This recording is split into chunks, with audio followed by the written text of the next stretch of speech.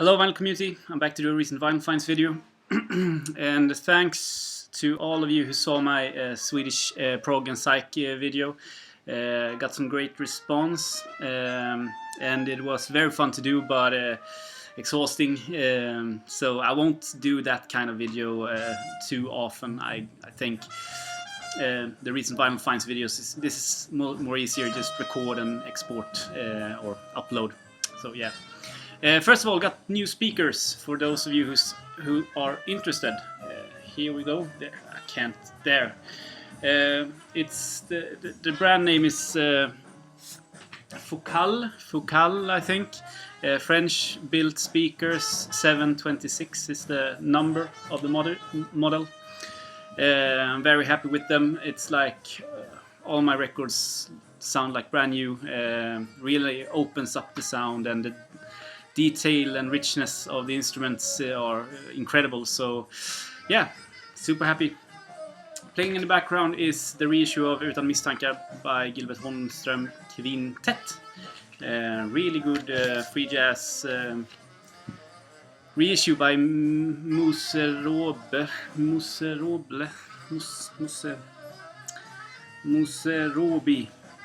Records. So, showing some records. I'm gonna go through this kind of quick. Anduella's Dream, or Aduella, People's People, 1971. More rock and roll than their previous release, World's End, from 1970. This sounds more like a Creedence record or something like that. I was so disappointed. So yeah, this is the US cover. The UK cover looks a little bit different. If you want to go for something with Anduella's Dream, go for the second one, World's End. The first one I don't know, but that's super expensive, so don't know how that sounds. I pick these up every time I see them. Cowboy in Sweden. This time I'm going to keep this. This is the US press. A little bit of a writing here, but other than that, looks good. And the vinyl is in fantastic shape. I find these sometimes in thrift stores and markets and stuff like that in Sweden for just a couple of bucks, and I tend to sell them online on eBay because people are buying them. But this is a keeper. I paid $10 for it, and it's a country psych record. A lot of you know it, but it's good. Not his best. Requiem for an Almost Lady is his best. Bought this CCS on Rock Records 1970, I think. Alexis Corner, and I bought this for the song Sunrise. The other stuff on this, it's kind of a proggy record. The other stuff on this is just so-so. They do a cover of A Whole Lot of Love and Can't Get No Satisfaction and Boom Boom. But the original song by Alexis Corner, Sunrise, is fantastic. Check that out on YouTube. And for a buck I got this because Lenny White is playing drums on it. But Brian August's Oblivion Express, Happiness Heartache, I played it once, but it didn't do anything for me. And to be honest, I bought it to be nice to a guy on a record fair that I later bought the Art Ensemble of Chicago record at. Because I want to sponsor him. He's a really good guy, and I didn't find anything. I found the Art Ensemble of Chicago, and I found this. I recognized the cover. I mean, so yeah. I think I'm gonna give it away to a friend. Maybe he will like it more than me. Next one, Mawadishi by Herbert Hancock. This is the first, I think, Mawadishi record from 1971. And you have Benny Maupin, Billy Hart, Buster Williams, Eddie Henderson, and Julian Priester on this. A continuation on In a Silent Way and Vicious Brew and all that by Miles. I don't think... I mean, it's a really good record, but I think that In a Silent Way is better, and Yule and the Lotus by Benny Maupin is even, in my opinion, even better than that. I really like that record on ECM. So yeah, but fantastic to have it in collection, and I got it for free because of the bad spine on it. Moving on to some Swedish jazz. I've had my eyes on this for a while, and I pulled the trigger. It's Improvisationer by Bernt Rosengren med flera. Bert Rosengren is a sax player here in Sweden, and this is a free jazz record from 1969 on a very small label called SJR. I think they only released like 2-3 records or something like that. Yeah, Bernt Rosengren och Tommy Koverhult, Claes-Göran Fagerstedt, Torbjörn Hultkrantz, Lars Wennerström, and also Mafia for Life from Sevda is on one track. And it was kind of cool because it's not a cheap record, it's very expensive. And I got it I got to know a guy when I sold the July record, and he's one of the biggest sellers here in Sweden. And I talked to him about the record. It was kind of a good, decent price at least for being an expensive record. And he said that the guy he's selling it for, he never played his record, so it's a mint copy, and it really was. Now I didn't check out the record. I trusted him, and when I came home and pulled it out, sure, it's a mint copy of the record, but it also turned out to be a test pressing, and it's awesome. It's really cool to have, because I mean, here you have a very rare record in the Swedish free jazz catalog. On a very small label back in 1969, and also on top of that including a test press. I mean, I don't know how many there are out there. Contacted some sellers and some jazz people, and no one has ever seen a test pressing of that record, so that was a pretty cool find. Now I talked to the seller also about it. He didn't know that it was test pressing, so he just congratulated me, so that was kind of cool. Then you have another classic. It's Jazz Under the Midnight Sun by Lars Lystedt Sextet. This is a second press, and you can see that on this Interdisc label mark or whatever. The first press looks a little bit different, from 1963, more bop. This is a second press from mid-60s maybe.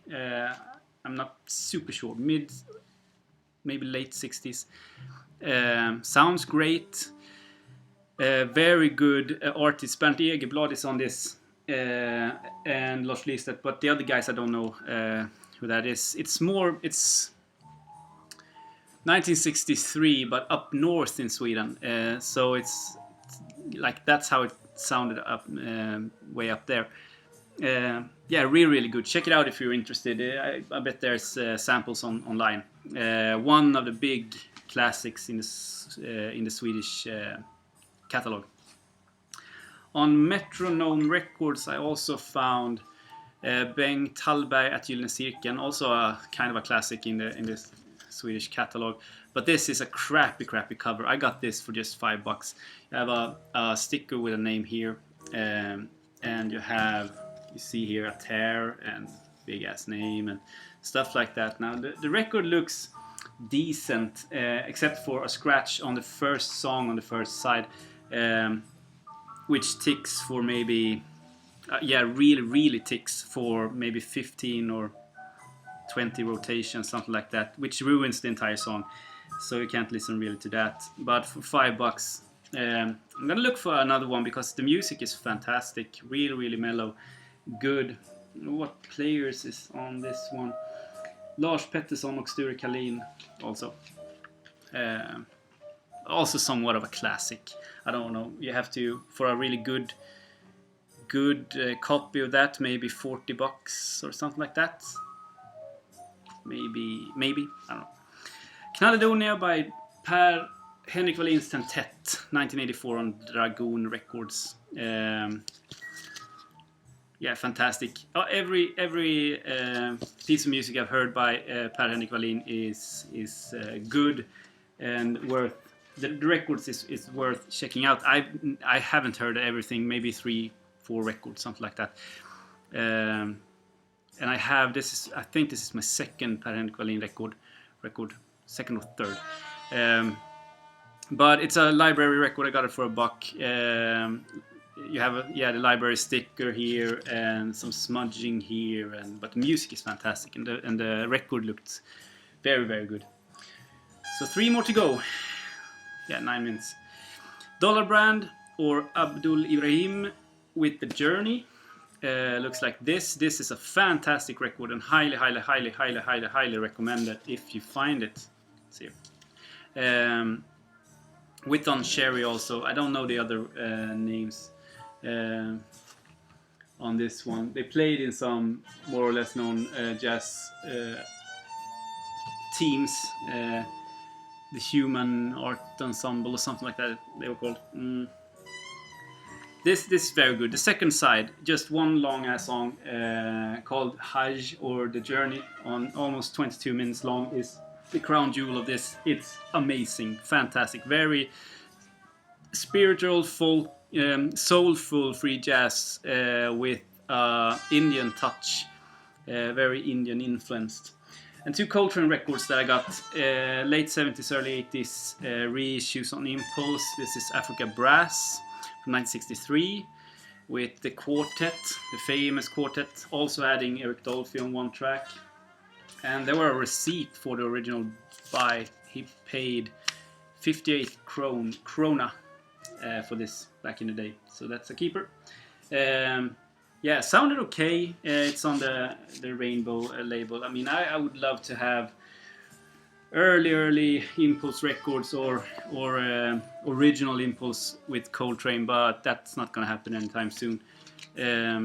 Not finding at least that easy without going online, buying one at a time. So yeah, that sounded good. Now this sounded terrible, so I can't really even tell you about the music. I've heard it online, but I can't really tell you about the music because when it sounds that bad, it's hard to concentrate on the music and appreciating it. Impressions by On Coltrane from 1961. Also with... No, this is the one adding Eric Dolphy, sorry. McCoy Tyner, Elvin Jones, Jimmy Garrison, and Reggie Workman also. Yeah, sorry about that. You have... This is kind of interesting. It's the export only for sales outside US and Sweden down there. So late 70s, early 80s reissue. But this sounded terrible. So I mean, not even for being a cheap Coltrane copy, because I got them very cheap. So it's not worth having.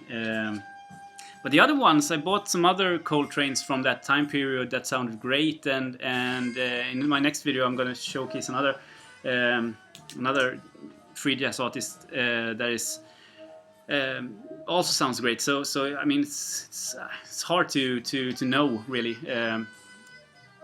Yeah, if it's cheap, I guess one can take a chance on it, or else maybe I bought like, I don't know, 9 albums from that time period, 2 different artists now, and maybe I could afford 2 for that price. So and the music is there, so yeah, whatever. So yeah, I'm gonna be back soon, very soon. So talk to you then, and please leave comments if you have any questions and stuff like that. I saw Tom show the Ibrahim record, the Dollar Brown record, and he also showed the Maholo record. So we're in sync with our buying right now. It seems, at least, because I don't think that he knew about me buying anything. So it's just like we're just in sync, really. Take care. Bye.